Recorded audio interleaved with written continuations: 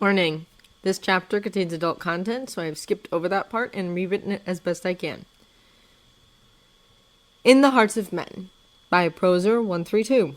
Chapter 9. Desire. Astor had never felt so completely anything in his life. He never felt so like he was himself, so fully in the precise instant of time that made up where he was, who he was, what he was. Jack's fingers in the fur of his back, his face tucked against Astor's throat and brushing against Astor's chin, his breath warm and fast and a little uneven in Astor's arms. Astor thought he'd never been so happy before. "Jack," he murmured, rolled white. "What do we go for me?" he asked, words spoken into the wayward mess of Jack's silver hair. Jack made a little noise, a question without the shape of words. Astor loved it, loved everything. He was full up and overflowing. "What do you want?" Astor rephrased. "We need to talk about a lot of things, you and I." "Like what?" Jack asked, finally pulling back a little. His eyes still gleamed magic blue, and Astor's breath hitched again.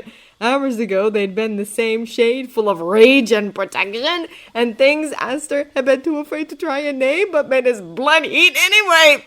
They'd glowed as Jack had written him the ancient phrases. They were brighter than the sky, dusk with the luminosity of an early winter evening. Jack's eyes were going to be the death of him. Astor swallowed. "I planned on... Well, I thought we...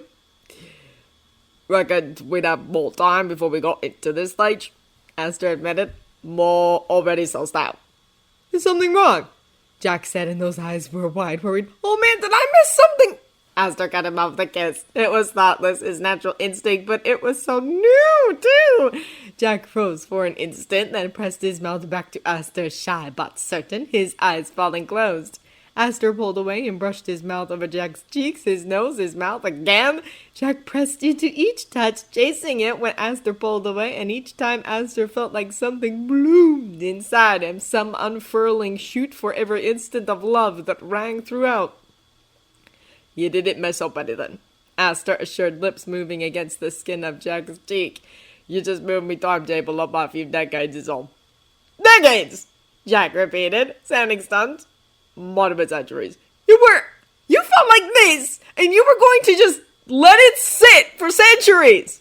"Probably do," Astor said, a bit defensive, and Jack kissed his nose.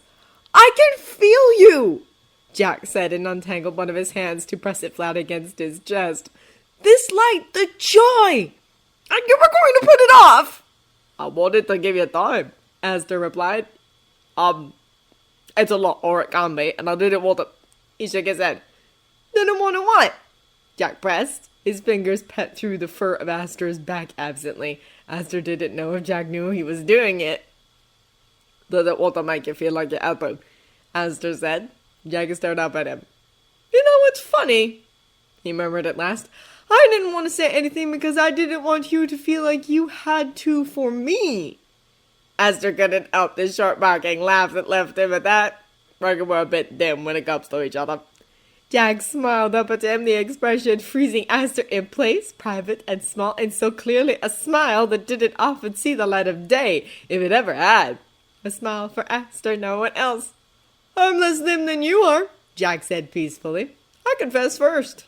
"Most people just say, 'I love you,'" Astor pointed out, pretending a drop of dread had just plopped into the center of his gut, "instead of proposing." Jack went red, a flush sweeping up his neck and into his cheeks, and that was as arresting as his smile. His words were nevertheless steady. "I love you, it was coming eventually, right?" Astor nodded, trying to find words. "Meaning you already loved me?" Astor nodded again. "Then it was already a no-take-back situation," Jack said, sounding very practical about it, though the blush was deeper now. "For you, and for me, I don't think... I'm not..." He sighed, let go of Astor with one hand to scrub at his face. "I'm not going to work like other people," he said, and there was an old frustration there, one that Astor wanted to soothe but wasn't yet sure how. "I don't think I can. I take too long to work things out sometimes, and I don't always know what to do with other people, and I'm going to need to be alone sometimes, and I won't always be able to tell you why because I don't know why. And I know that doesn't sound good," Jack added when Astor opened his mouth, closing his eyes tightly. I know, okay, it sounds like a lot of work to put up with me. Alright, I know, but I love you and I think it's part of me. I think it's built into the way I am and I don't think anything can change that. It's like the snow and the joy. It's not going anywhere, so it's not... It's a no-think-back situation for me, too. Aster swallowed around what felt like a stone in his throat. Rosebud, he said, and Jack opened his eyes. My love. Jack's eyes went brighter. As your friend, and as now your partner, it is my job to tell you that you're being a rat bag. Jack blinked. What? Are you going to tell me right now? Aster asked. That anything you just said doesn't sound like me. Jack opened his mouth once. Twice. But you're Aster, he said. That's the way you are. And you're Jack. Aster replied flatly. That's the way you are. Jack looked a little dazed. Nothing wrong with thinking thought process things. Aster said, kissing Jack's forehead. If you think I have a clue what to do with people who aren't kids half the time, you're man. He kissed Jack's nose. And if you've met me, you know I need me time too. So I made frostbite. He later found a kiss to Jack's mouth and kissed her right back. It doesn't bother you? Jack asked as he pulled away. That I'm like this? That we're like this? That we're alike? Of course not. Aster snorted. I was made for you. He smiled. We are as we are meant to be, right? He did not miss the way the light in Jack's eyes flared a little at the old language and resolved that whether he taught the others or not, Jack was going to learn. He knew the characters. It was just a matter of marrying the sounds to their shapes. Besides, he was Aster's partner now. He had as much right to the old ways as any puka. How could you be made for me? Jack asked, teasing, and Aster thought Jack must be able to feel the way Aster shivered at the tone. Jack, flirting was a dangerous, dangerous thing. You were around first. Aster released one arm's grip from about Jack's waist and waved his paw with a shrug. Time's a bit more tricky than all that. I've got more years than you for certain. Aster admitted at Jack's amused glance. The memory of his last lecture on time causality surfaced, and suddenly he realized the light glazed Jack's eyes hadn't been boredom at all. Aster said, thrown a bit by the revelation, but forcing himself to reach his original point. Reckon that doesn't mean you weren't a concept before I was. Jack was frowning now, tongue poking out from between his lips, just the tiniest bit in concentration. So what you're saying is... The common philosophy went that we were made in specific ways by our... well, God doesn't quite cover it. It's not really what she was. Aster said, frowning himself as he stumbled through the old lessons to try and remember. She was a real poker, not a spirit like we are. Might be.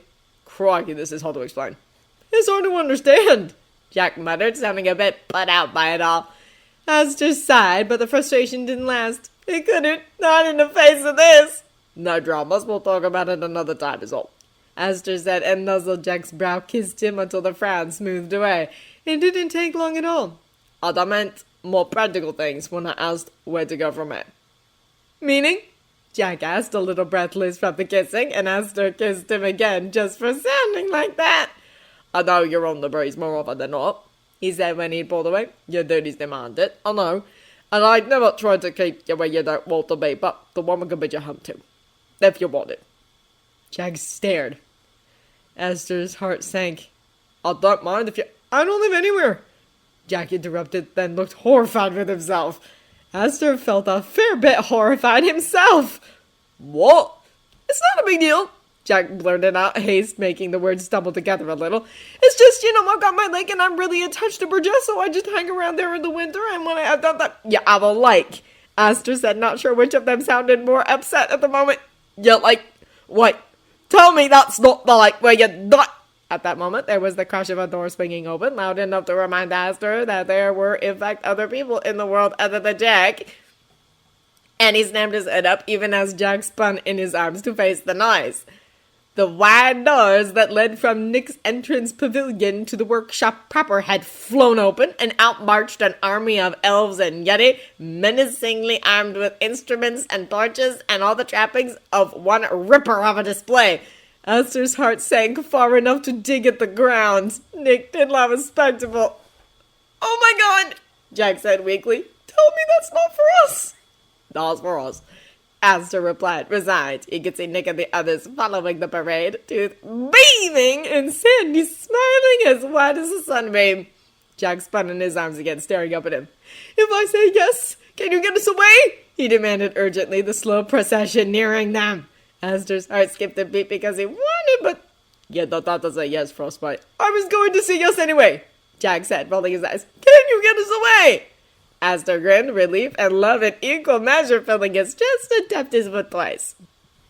There was an outraged bellow from Nick as they dropped down, Jack's staff tumbling after them, and Astor wasn't sure which of them began to laugh first, but they were absolutely roaring when they hit the dirt.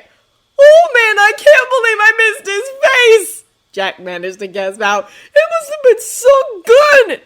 It was. Astor confirmed through his own laughter. Already twisted up. Look, see. He mimicked the face as best he could, and Jack started up all over again, loud and wonderful, and here to stay, here to be Astor's. The kiss was quick, and the silence that felt even faster, but it didn't sound all that quiet to Astor. His heart was going a mile a minute as it was starting to sink in. What had happened? What was happening? He could hear Jack's too, could almost feel it through his thin chest. Jack's arms rose and tugged Astor closer, wrapping around his neck and his shoulders. I love you, Jack murmured, parting his lips to do so. His mouth curved against Astor's. His eyes were blue indigo, and Astor kissed him again, twice, 3 times, skating down to Jack's jawline and pressing his teeth against the thin, pale skin, listening to Jack's breath stutter and start again, faster and uneven. I love you, Astor replied, paws sliding up Jack's back and pressing them flat together. I never thought I'd find you, never in a billion years. Another kiss to the Adam's apple of Jack's throat, and Jack made a soft sound that Astor was going to remember for the rest of his life. He knew it. I love you, Astor murmured, Pukin as familiar on his tongue as if he'd been speaking nothing else his entire life, and Jack's fingers tightened in his fur. So, living here, Jack said, his voice light and airy and utterly unconvincing. Astor wasn't sure what he was getting at, but a new hope was flickering to life from his direction, too new for Astor to immediately suss out. Do I get my own room, or do I get to share yours? Astor froze, lifted his head. Jack looked back at him with his indigo blue eyes, light still behind them, still shining through them, and Astor swallowed. Yeah, I can have your own space if you want, he said slowly. But if you wouldn't mind, I would prefer you'd share me bed, at least. The hope flared up, and so did the lights. I was hoping you'd say that, Jack murmured, Astor kissed him for that for 100,000 reasons, 100 million.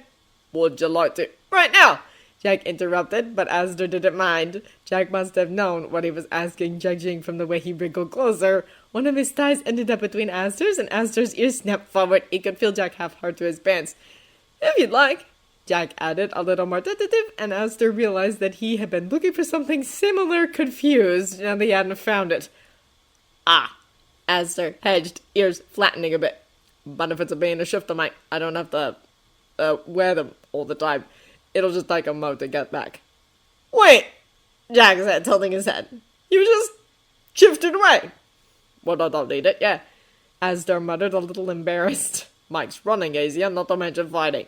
Well, there's no good to aim for, in my opinion. Jack suddenly grinned. You would do that, he laughed. You're too practical, oh my god. Nothing wrong with practical, Astor argued, his ears sliced up now that he was trying not to smile himself. It's not very practical right now, is it? Jack asked, and Astor had to admit that Jack had a point. Reckon I might have it around a little more often from now on, Astor said, still gauging, still feeling out where Jack was. Won't look like yours, though.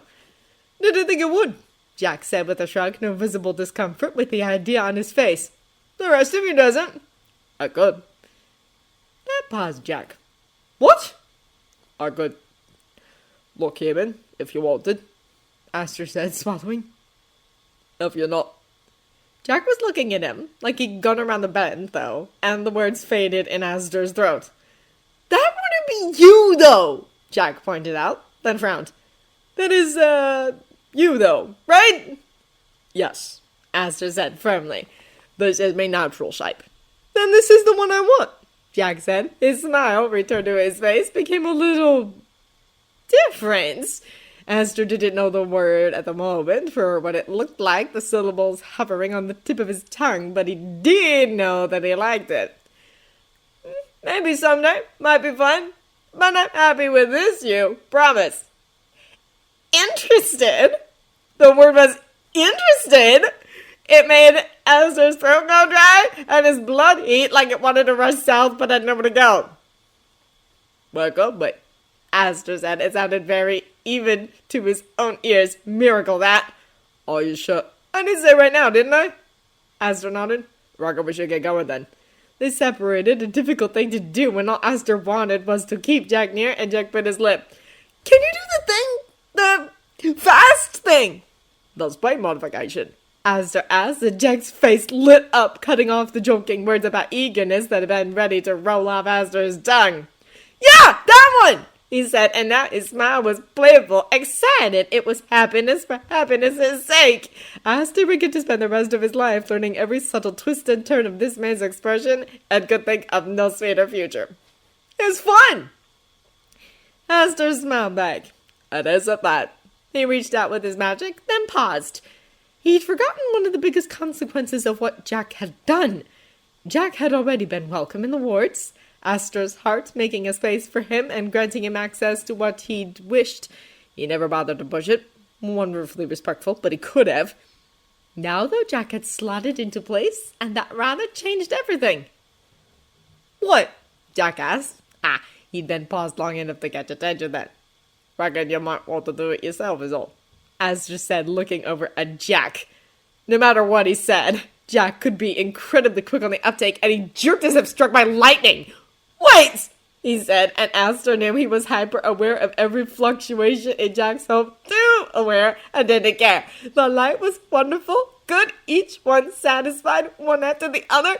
About the 7 solar winds, Aster would do his best to see each hope satisfied so long as they lived. "I can't! It's yours!" "Ours now," Aster corrected. "As much yours as mine. When I said the woman could be your home, I meant it. It's yours too." Jack's face wavered, too many layers of emotion flickering over his face, but Aster could pick at a few. Happiness, anxiety, a slow dawning wonder Nick had to be able to feel from here, and the hope Aster could feel for himself. "Can you show me?" Jack asked at last. Aster reached out and took Jack's hand, weaving their fingers together, and who could have guessed how easily 4 fingers could fit with 5? Jack's hand was small, but still managed to encompass Aster's, managed to cradle the whole of it. "Yeah," he said, and hoping the sensation would be enough to impart the knowledge, his magic twisted. The modification activated, and then he deactivated it quickly before it could take effect. Aster looked over, tilting his ears in Jack's direction. Jack's brow was furrowed up in concentration, his eyes screwed closed, then with his free hand reached out for his staff. A breeze sprang up, tossing it neatly into Jack's grip, and his eyes popped back open. "Sorry, fine stuff like this is easier with it," Jack said, directing an apologetic glance towards Aster. Aster waved his rebuttal. "She's apples, frostbite," he said. "Nothing wrong with the fact that your magic is different from most. You're different from most, me love." Jack's smile was blinding, and he tugged Aster down by his paw, rising in the air a bit to close the height gap and planted a gentle kiss to Aster's mouth. "Okay, hold on," he said, and there was a note of mischief in his voice. "I think I've got it." He swiped the staff down, performing a little corkscrew motion with the crook as he went, and Aster felt his modification take hold. Only it wasn't precisely his modification. He began to run, releasing Jack's hand as Jack leapt up with a whoop and immediately realized it was different when he almost tripped over a boulder he'd been familiar with for centuries. It was faster somehow, faster than Aster had ever been able to devise, and a fierce delight flared within him as he realized that Jack had done it. He'd never been able to figure it out, but within a few seconds, Jack had accomplished something Aster hadn't managed in several centuries worth of work. Pride joined the delight, and Aster was smiling so hard it hurt. He always had loved a challenge. "It's good, huh?" Jack called through the roar of the slipstream as the feeling burst to life, and he sounded so satisfied it made Aster chuckle. "How did you do it?" Aster called back, having to concentrate for the first time in a very long time on where he landed. His strides were taking him further than he was used to, and the new calculations of angles of force and momentum almost drowned out Jack's response. "The wind might have helped," Jack answered, and whooped as he shot towards a slim hole in the tangle of roots. Aster's thought of course, if he's added wind magic to the root configuration, why didn't I think of that? The nature of the modification was all wrong, was interrupted by fear. His heart stopped a moment, certain it was too small a space, but then Jack was through and he could breathe again. The look of delight on Jack's face was worth it, the adrenaline in Aster's veins, and the shaky landing after. They burst out into the warren at last, the modification ending as they were spat out, and Jack whooped again, spinning to a stop midair. Aster had seen a figure skater once on the human telly, as he had been passing by and fossicking for a new gooseberry hybrid. The principle was the same, only more graceful, without the constraint of gravity. Aster didn't waste time on thought. He leapt up and tackled him with the last momentum of his sprint. Jack shouted in surprise, but it turned into a laugh as they descended in a curve, and then Jack's winds caught them both, lowering them to the ground. Jack was pinned beneath Aster's weight, and there was hope in him, and Aster knew what it was. "You're mad," Aster said. "I'll love you," and kissed Jack until they were both gasping. "Is it another time?" Jack asked when some time had passed, and Aster's ears twitched. "I mean about the thing, the made-for-me thing." Aster's ears twitched again, about the only movement he felt capable of at the moment. "Not curious." "About you? Always," Jack replied, and kissed Aster's nose. "Plus, I'm really mad about this kind of thing. I can't let stuff go. I want to understand." Aster could understand that, dragged around by that urge himself far too often. "Well, I should explain anatomy first." "Who?" "Very long story short," Aster said, frowning. "Not long after the galaxies were first born, there was a Pukando who realized the universe was better off if there were people to care for it, yeah? But no one could live that long to take care of it the way it deserved. So she used the first light to essentially trade her life for the rest of us. She died so that no Puka would die of age. So long as we were careful and don't cark it some other way, we will continue on." "Like Jesus?"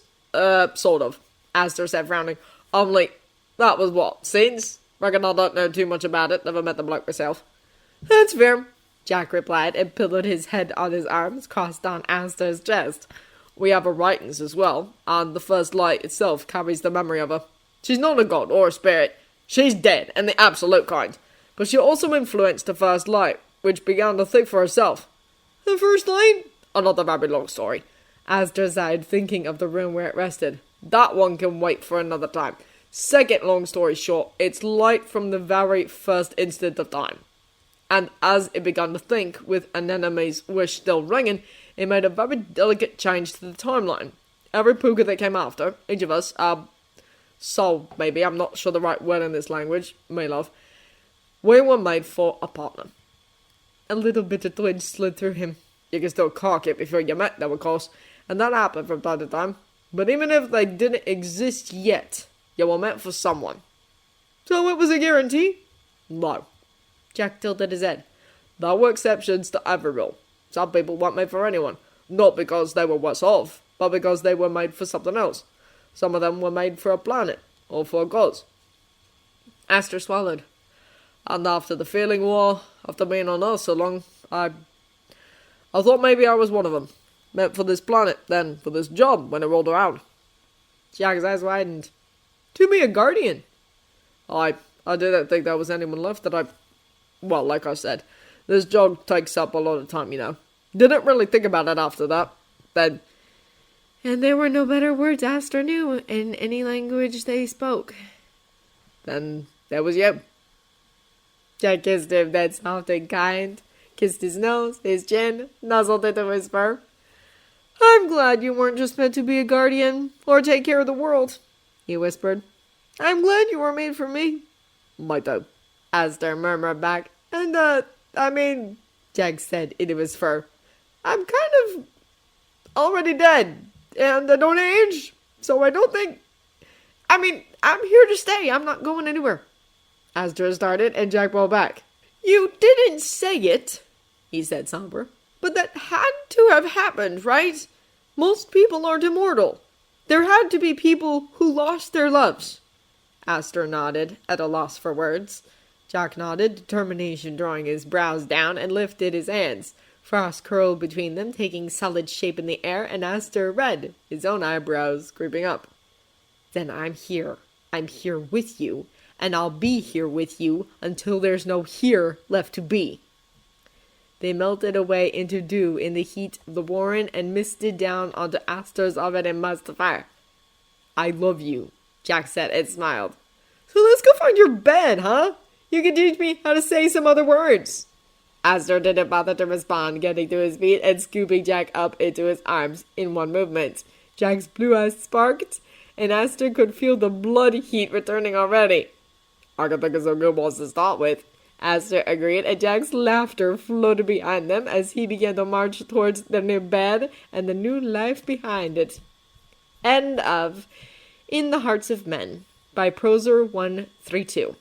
If you enjoyed this recording or the content, feel free to leave a comment below or review the original story from the link in the descriptions or become a member to support this channel.